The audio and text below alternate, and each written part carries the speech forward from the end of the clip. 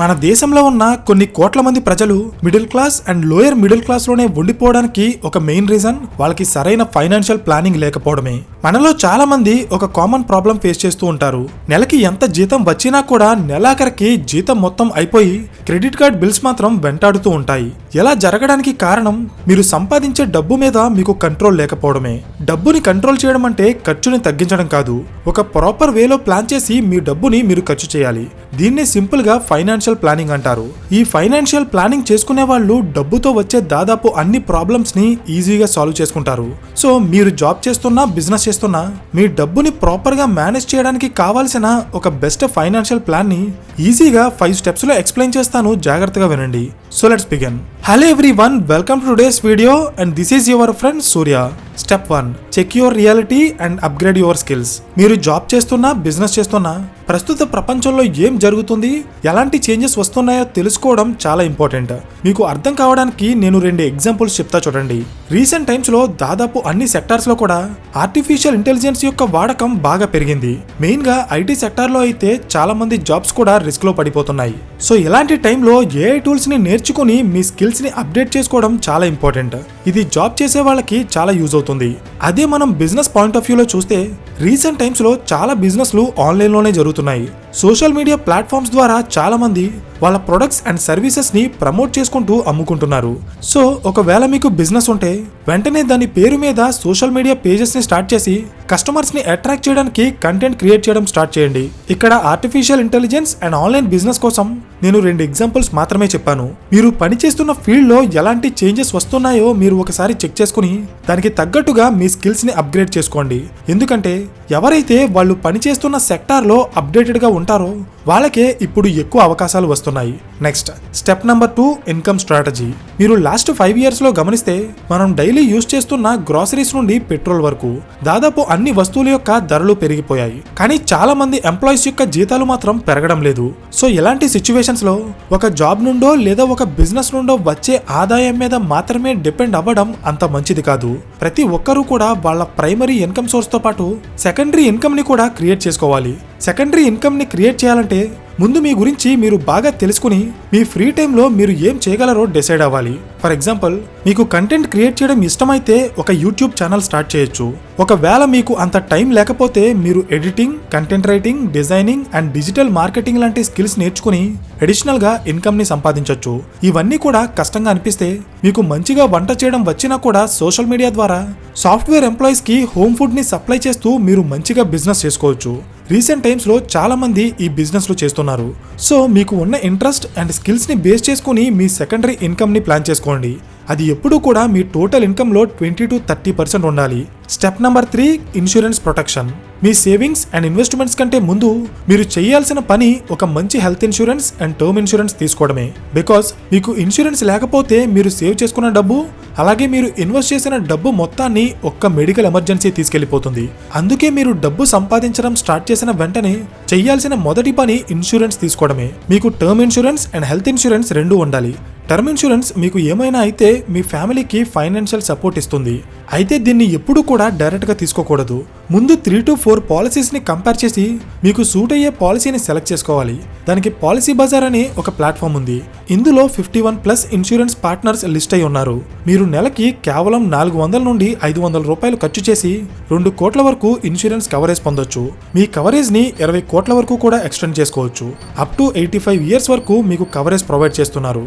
Online లో తీసుకోవడం వల్ల మీకు అప్ టు 15% వరకు డిస్కౌంట్ వస్తుంది. వీళ్ళు మీకు 24/7 క్లెయిమ్ అసిస్టెన్స్ అందిస్తారు.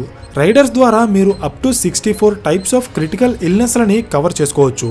టర్మ్ ఇన్సూరెన్స్ తీసుకోవడం వల్ల సెక్షన్ 80C ప్రకారం మీకు 1.5 lakh వరకు ట్యాక్స్ బెనిఫిట్ కూడా ఉంటుంది. Next health insurance. Term insurance మీరు లేనప్పుడు మీ ఫ్యామిలీకి ఫైనాన్షియల్ సపోర్ట్ ఇస్తే, హెల్త్ ఇన్సూరెన్స్ మీకు సడన్ గా వచ్చే హెల్త్ ప్రాబ్లమ్స్ మిమ్మల్ని ఫైనాన్షియల్ డిజాస్టర్ లో పడిపోకుండా కాపాడతాయి. అందుకే ప్రతి ఒక్కరూ హెల్త్ ఇన్సూరెన్స్ తీసుకోవడం అనేది తప్పనిసరి. హెల్త్ ఇన్సూరెన్స్ తీసుకోవడానికి ఎక్కువ ఖర్చు చేయాల్సిన అవసరం లేదు. పాలసీ బజార్లో మీకు అప్ టు 25% వరకు డిస్కౌంట్ వస్తుంది. ఇక్కడ నెలకి కేవలం 400 నుండి 500 రూపాయలు ఖర్చు చేసి ₹1,00,00,000 వరకు హెల్త్ ఇన్సూరెన్స్ తీసుకోవచ్చు. మీకు 30 నిమిషాల క్లెయిమ్ సపోర్ట్ సర్వీస్తో పాటు మంత్లీ సబ్స్క్రిప్షన్ లేదా ఈఎంఐ రూపంలో కొనుక్కునే ఆప్షన్ కూడా ఉంటుంది. ప్రీ ఎగ్జిస్టింగ్ డిసీజెస్ అంటే డయాబెటీస్ అండ్ బీపీ లాంటి డిసీజెస్ ఉన్న వాళ్ళకి కూడా డే 1 నుండి కవరేజ్ ఇచ్చే ప్లాన్స్ ఈ ప్లాట్ఫామ్లో ఉన్నాయి. హెల్త్ ఇన్సూరెన్స్ తీసుకోవడం వల్ల సెక్షన్ 80D ప్రకారం అప్ టు 70,000 వరకు ట్యాక్స్ బెనిఫిట్ పొందొచ్చు. మీకు ఇన్సూరెన్స్ తీసుకోవడంలో ఏమైనా డౌట్ ఉంటే పాలసీ బజార్ కి సంబంధించిన ఎగ్జిక్యూటివ్స్ మీ ఇంటికి విజిట్ చేసే ఆప్షన్ కూడా వీళ్ళు ప్రొవైడ్ చేస్తున్నారు. సో మీకు ఎలాంటి డౌట్స్ ఉన్నా ముందు వాళ్ళ ఎగ్జిక్యూటివ్స్ తో క్లియర్ గా మాట్లాడి ఒక మంచి term and health insurance policies తీసుకోండి. రీసెంట్ గా ఇన్సూరెన్స్ మీద ఉన్న GST కూడా తీసేశారు కాబట్టి మీరు తక్కువ పే చేసి ఎక్కువ కవరేజ్ ని పొందొచ్చు. Step number 3, control your expenses. డబ్బు సంపాదించడం ఎంత ముఖ్యమో ఆ డబ్బుని ఎలా ఖర్చు చేస్తున్నాం అనేది కూడా అంతే ముఖ్యం. మీరు సంపాదించే డబ్బుని ఎలా ఖర్చు చేయాలో చెప్పడానికి ఒక రూల్ ఉంటుంది. దాన్నే 50-30-20 రూల్ అంటారు. ఈ రూల్ ఏం చెప్తుందంటే మీరు సంపాదించే డబ్బులో 50% మీ అవసరాలకి ఖర్చు చేయాలి. Like house rent or EMI, groceries, gas, electricity and fuel bills, insurance policies, school and college fees etcetera. వీటన్నింటి కోసం మీ ఇన్కమ్ లో 50% వరకు ఖర్చు చేయొచ్చు. నెక్స్ట్ మీ ఇన్కమ్ లో మరొక 30% ని లైఫ్ స్టైల్ అండ్ ఎంజాయ్మెంట్ కోసం ఖర్చు చేయాలి. Like shopping, trips, movies, parties etcetera. మిగిలిన 20% డబ్బుని 2 పోర్షన్స్ గా డివైడ్ చేయాలి. ఒకటి ఎమర్జెన్సీ ఫండ్ అండ్ ఇంకొకటి ఇన్వెస్ట్మెంట్స్. ఎమర్జెన్సీ ఫండ్ అనేది మీకు అన్ఎక్స్పెక్టెడ్ గా వచ్చే ఫైనాన్షియల్ ప్రాబ్లమ్స్ ని సాల్వ్ చేయడానికి యూజ్ అవుతుంది. లైక్ సడన్ గా జాబ్ పోవడం, medical emergencies, family issues etcetera. Emergency fund ఎంత మెయింటైన్ చేయాలి అనే డౌట్ కూడా చాలా మందికి ఉంటుంది. ఫర్ ఎగ్జాంపుల్, మీకు ప్రతి నెల మీ బేసిక్ నీడ్స్ కోసం ఒక 20,000 ఖర్చు అయితే దానికి 6 times అంటే 1,20,000 మీరు ఎమర్జెన్సీ ఫండ్ గా మెయింటైన్ చేయాలి. ఈ ఫండ్ ఏర్పడే వరకు మీరు సేవ్ చేస్తున్న 20% డబ్బులో మాక్సిమం పోర్షన్ దీనికే అలోకేట్ చేయాలి. వన్స్ మీకు కావాల్సిన ఎమర్జెన్సీ ఫండ్ ఏర్పడిన తర్వాత నెక్స్ట్ మంత్ నుండి మీ ఇన్కమ్ లో 20% డబ్బుని మీ ఫ్యూచర్ కోసం ఇన్వెస్ట్ చేయాలి. ఇప్పుడు కాస్త జాగ్రత్తగా వినండి. మీ ఆదాయంలో 20% ఇన్వెస్ట్ చేయాలి అని చెప్పాను కదా. ఆ 20% డబ్బు తీసుకెళ్లి ఎప్పుడూ ఒకే ప్లేస్ లో ఇన్వెస్ట్ చేయకూడదు. దాన్ని డైవర్సిఫై చేసి మల్టిపుల్ ఇన్వెస్ట్మెంట్ ఆప్షన్స్ లో ఇన్వెస్ట్ చేయాలి. Like stocks, mutual funds, gold, crypto etcetera. ఇలా చేయడం వల్ల మీ ఇన్వెస్ట్మెంట్స్ సేఫ్ అండ్ స్టేబుల్ గా గ్రో అవుతాయి. అదే మీ డబ్బు మొత్తాన్ని తీసుకెళ్లి ఒకే ప్లేస్ లో ఇన్వెస్ట్ చేస్తే మార్కెట్ లో ఫ్లక్చుయేషన్స్ వచ్చినప్పుడు మీ డబ్బు రిస్క్ లో పడి లాస్ అవ్వడానికి ఎక్కువ ఛాన్స్ ఉంటుంది. అందుకే మీ ఇన్వెస్ట్మెంట్స్ ని డైవర్సిఫై చేయాలి. అయితే ఎందులో ఎంత ఇన్వెస్ట్ చేయాలి అనే డౌట్ మీకు రావచ్చు.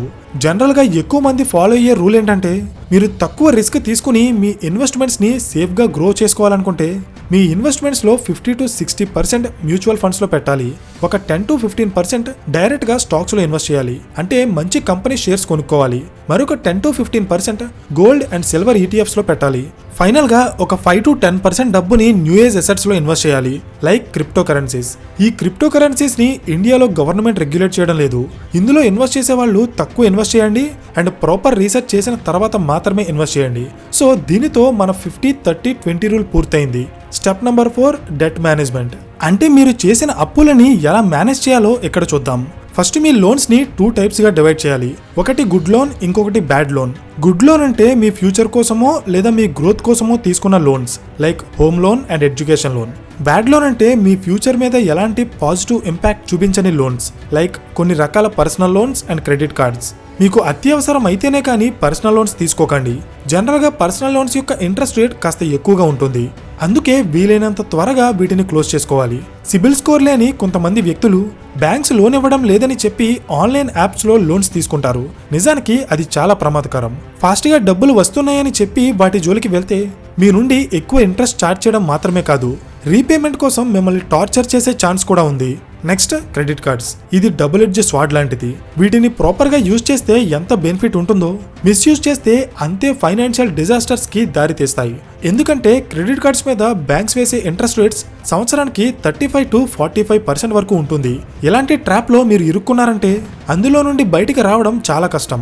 సో మీ క్రెడిట్ కార్డ్ లో ఉన్న లిమిట్ మొత్తాన్ని ఎప్పుడు యూజ్ చేయకండి. అలా చేయడం వల్ల ఒకవైపు మీ సిబిల్ స్కోర్ ఎఫెక్ట్ అవుతుంది, మరోవైపు మిమ్మల్ని ఫైనాన్షియల్ ట్రబుల్స్ లోకి నెట్టేస్తుంది. అర్థమైందా? Step number 5, mistakes to avoid. Mistake number 1, life style inflation. అంటే మీ శాలరీ లేదా మీ ఇన్కమ్ పెరిగినప్పుడు మీ ఫోకస్ ఎప్పుడూ కూడా సేవింగ్స్ అండ్ ఇన్వెస్ట్మెంట్స్ ని ఇంక్రీజ్ చేయడం మీద ఉండాలి, కానీ మీ లైఫ్ స్టైల్ మీదో లేదా మీ ఎంజాయ్మెంట్స్ మీదో ఎక్కువ ఖర్చు పెట్టడానికి చూడకూడదు. Mistake number 2, following influencers blindly. Present మన మీద సోషల్ మీడియా ఇన్ఫ్లుయెన్సర్స్ యొక్క ఇంపాక్ట్ చాలా ఎక్కువగా ఉంది. సో ఇన్వెస్ట్మెంట్ రిలేటెడ్ కంటెంట్ చూస్తున్నప్పుడు సోషల్ మీడియా ఇన్ఫ్లుయెన్సర్స్ చెప్పే టిప్స్ కానీ సజెషన్స్ కానీ బ్లైండ్ గా ఫాలో అవ్వకూడదు. మీరు ఎందులో ఇన్వెస్ట్ చేయాలనుకుంటున్నా ముందు మీ ఓన్ రీసెర్చ్ చేసి అది మీకు అర్థమైన తర్వాతే ఇన్వెస్ట్మెంట్ డెసిషన్ తీసుకోవాలి. Mistake number 3, panic selling. Investments చేసే ముందు ఎప్పుడూ కూడా లాంగ్ టర్మ్ పాయింట్ ఆఫ్ వ్యూలోనే ఆలోచించండి. షార్ట్ టర్మ్ లో వచ్చే ప్రాఫిట్స్ అండ్ లాసెస్ ఈ రెండు కూడా మిమ్మల్ని పానిక్ సెల్లింగ్ చేసేలా చేస్తాయి. ఫర్ ఎగ్జాంపుల్, మీరు ఇన్వెస్ట్ చేసిన కొన్ని రోజుల్లోనే మీకు మంచి లాభాలు వస్తే అప్పుడు మీ మైండ్ వెంటనే అమ్మేయ్ లేదా ఈ ప్రాఫిట్స్ పోతాయని చెప్తుంది. అదే మీకు హెవీ లాసెస్ వస్తే అప్పుడు కూడా మీ మైండ్ వెంటనే అమ్మేసి పక్కకి వచ్చాయి లేదా లాసెస్ ఇంకా పెరిగిపోతాయని సిగ్నల్స్ ఇస్తుంది.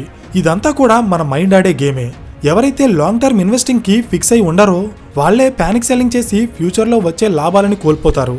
కానీ స్టేబుల్ ఇన్వెస్టర్స్ మాత్రం షార్ట్ టర్మ్ లో వచ్చే మార్కెట్ ఫ్లక్చుయేషన్స్ ని పట్టించుకోకుండా లాంగ్ టర్మ్ లో మంచి లాభాలు సంపాదిస్తారు. Mistake number 4, depending only on single income. నాకు స్కిల్స్ ఏం లేవు, నేను ఒక ఇంట్రావర్ట్ అని చెప్పి మీతో మీరే అనేసుకుని సెకండ్ ఇన్కమ్ కోసం ట్రై చేయకుండా అలాగే ఉండిపోతే అది ఏదో ఒక రోజు మిమ్మల్ని ఫైనాన్షియల్ గా చాలా ఇంపాక్ట్ చేస్తుంది. సక్సెస్ఫుల్ పీపుల్ ఎవరిని చూసినా వాళ్ళకి మల్టిపుల్ సోర్సెస్ నుండి ఇన్కమ్ వస్తుంది. మీరు సక్సెస్ అవుతారా లేక ఫెయిల్ అవుతారా అనేది పక్కన పెడితే ముందు సెకండరీ ఇన్కమ్ కోసం ఖచ్చితంగా ట్రై చేయండి. సో ఫైనల్లీ 2026లో ఫైనాన్షియల్ గా సక్సెస్ అవ్వాలంటే ఎక్కువ సంపాదించడానికి ట్రై చేయండి, ఎక్కువ ఇన్వెస్ట్ చేయండి. మీ బ్యాడ్ లోన్స్ ఏంటో ఐడెంటిఫై చేసి వాటిని ముందుగా క్లియర్ చేయండి. అన్నింటికంటే మోస్ట్ ఇంపార్టెంట్ ఒక మంచి హెల్త్ అండ్ టర్మ్ ఇన్సూరెన్స్ తీసుకోవడం మాత్రం నెగ్లెక్ట్ చేయకండి. పాలసీ బజార్ లింక్ ని కింద డిస్క్రిప్షన్ లో ఇచ్చాను. మల్టిపుల్ ప్లాన్స్ ని కంపేర్ చేసి మీకు సూట్ అయ్యే ఇన్సూరెన్స్ పాలసీని తీసుకోండి. So thank you for watching and I will see you in the next video. Till then this is your friend Surya signing of.